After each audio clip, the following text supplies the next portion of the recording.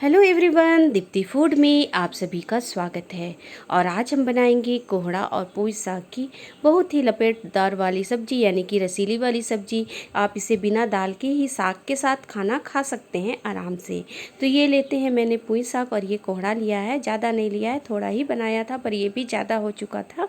तो ये पुई साग मैंने इसे अच्छी तरह से धो लिया है और देखिए कोहड़ा को भी कट कर लिया है, जिसे कद्दू भी बोलते हैं। इसे छोटे छोटे कट किए हैं और साग को भी कट कर लिया है।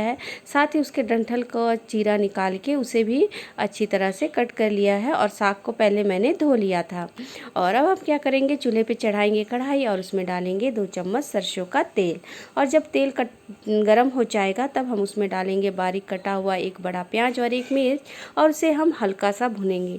तो प्याज को ज़्यादा भुनने की ज़रूरत नहीं है, हल्का सा भुनने के बाद हम उसमें कोहड़ा, जिसे कद्दू भी बोलते हैं, हमारे यहाँ तो कोहड़ा बोलते हैं, इसलिए मैं कोहड़ा ही इस्तेमाल कर रही हूँ। कोहड़ा जिसे मैंने कट करके रखा था उसे डाल के अब हमें इसे कोहड़े को प्याज के साथ अच्छी तरह से भून लेना है, ताकि प्याज भी भुना जाए और कोहड़ा भी भुना जाए।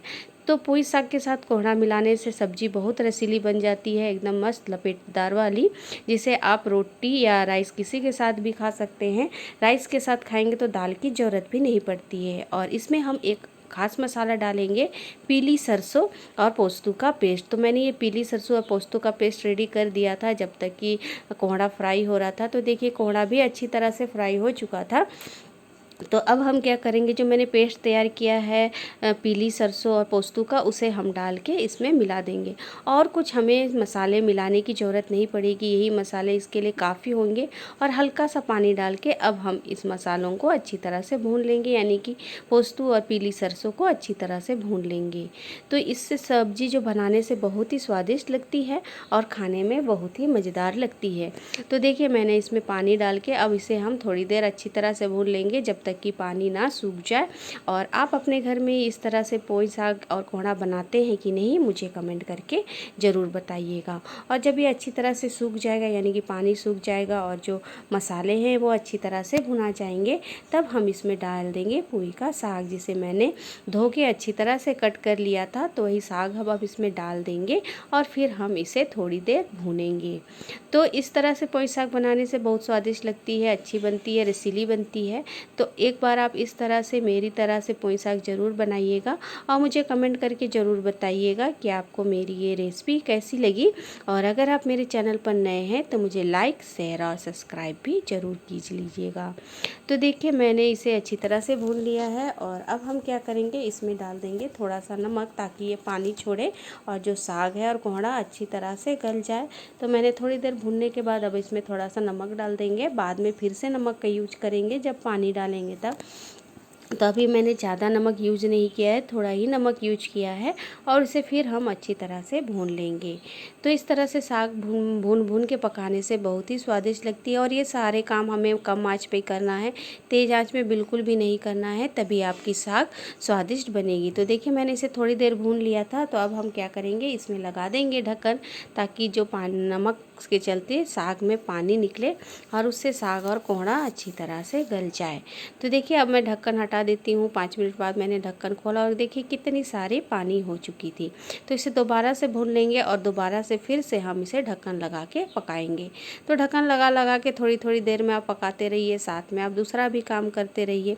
तो ये सब्ज़ी बहुत ही अच्छी बनेगी और स्वादिष्ट भी बनेगी। तो देखिए इसे मैंने अच्छी तरह से भून रही हूँ और देखिए इसे मैं फैला के फिर से दोबारा से ढक्कन लगा दूँगी। और तब तक मैं काट कर लेती हूँ 1 टमाटर। तो मेरे पास एक बड़ा टमाटर था, तो मैंने इसे छोटे छोटे कट कर लिए हैं और ढक्कन अब हटाने की बारी आ चुकी थी। तो ढक्कन हटाने के बाद अब हम क्या करेंगे, तो टमाटर मैंने छोटे छोटे कट किए हैं उसे इस साग के बीच में डाल देंगे और उसे हम फिर से ढककर पकाएंगे, ताकि टमाटर अच्छी तरह से गल जाए। क्योंकि साग आधा तो पक ही चुका था, तभी हम टमाटर डाल देंगे और उसके बाद इसे इसके अंदर डाल देंगे और साग से इसे ढक देंगे और दोबारा से हम इस साग को फिर से ढक्कन लगा के पकाएंगे। तो आप अपने घर में पोई साग और कोहड़ा की सब्ज़ी बनाते हैं कि नहीं, मुझे कमेंट करके ज़रूर बताइएगा।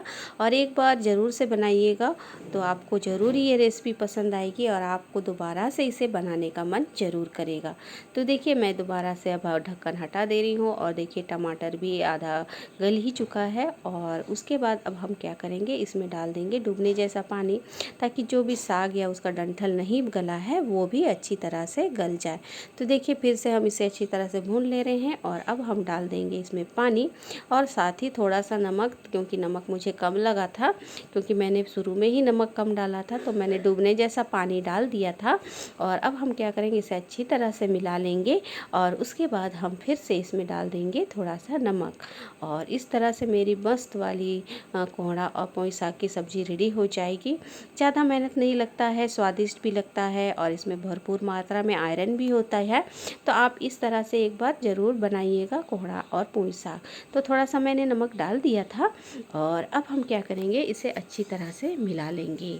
तो ज़्यादा मेहनत नहीं लगी, पर अच्छा और टेस्टी सब्ज़ी बन गया। और मैंने ढक्कन लगा दिया है और फिर से इसे छोड़ देंगे जब तक कि इसका पानी सूख ना जाए। और पानी सूखेगा तो समझ जाइएगा कि आपको साग रेडी हो चुका है। तो देखिए मैं इसे फिर से चला ले रही हूँ और इसे दोबारा से ढक्कन लगा के फिर से पका लूँगी, क्योंकि मैं बीच बीच पे इसलिए ढक्कन हटा के देख रही थी कहीं बीच में नीचे चिपक नहीं जा रहा हो। तो देखिए दोबारा से ढक्कन लगा दिए हैं और अब तो पानी सूख ही चुका है। तो बस इसे ढक्कन हटा के दोबारा से चलाएँगे और इसका सारा पानी सूखने तक चलाते रहेंगे। और मेरा मस्त वाला ग्रेवी वाला कोहड़ा और पोई साग की सब्ज़ी रेडी हो चुकी थी। तो इसे आप गर्मा गर्म राइस के साथ खाइए, बहुत ही स्वादिष्ट लगता है। बिना दाल के भी इस साग से आपका खाना बहुत ही अच्छा लगेगा, स्वादिष्ट लगेगा। तो ये है मेरा कोहड़ा और पोई साग की मस्त वाली सब्ज़ी। तो आपको मेरी ये रेसिपी कैसी लगी, मुझे कमेंट करके ज़रूर बताइएगा। और अगर आप मेरे चैनल पर नए हैं तो मुझे लाइक, शेयर और सब्सक्राइब भी ज़रूर कीजिएगा। थैंक यू दोस्तों।